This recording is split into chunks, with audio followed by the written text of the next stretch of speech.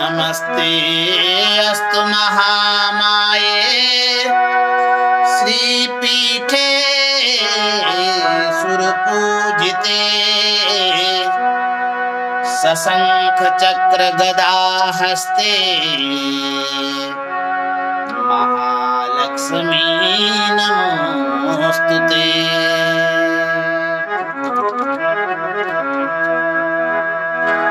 नमस्ते गरुडारूढे कौलासुरभयंकरी सर्वपापहरे देवी महालक्ष्मी नमोस्तुते। सर्वज्ञे सर्ववरदे सर्वदुष्ट भयंकरी सर्वदुख हरे देवी महालक्ष्मी नमोस्तुते। सिद्धि बुद्धि प्रदे देवी भुक्ति मुक्ति प्रदायिनी मंत्रपूते सदा देवी महालक्ष्मी नमोस्तुते।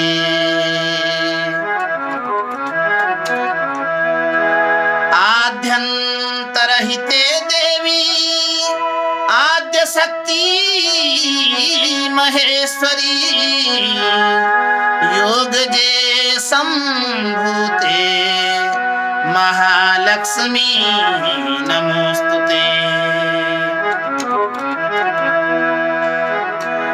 स्थूल सूक्ष्म महारौद्रे महाशक्ति महोदरे महापाप हरे देवी महालक्ष्मी नमोस्तुते।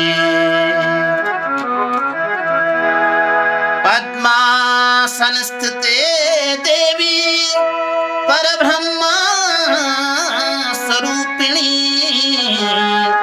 परमेशी जगन्मात महालक्ष्मी नमोस्तुते।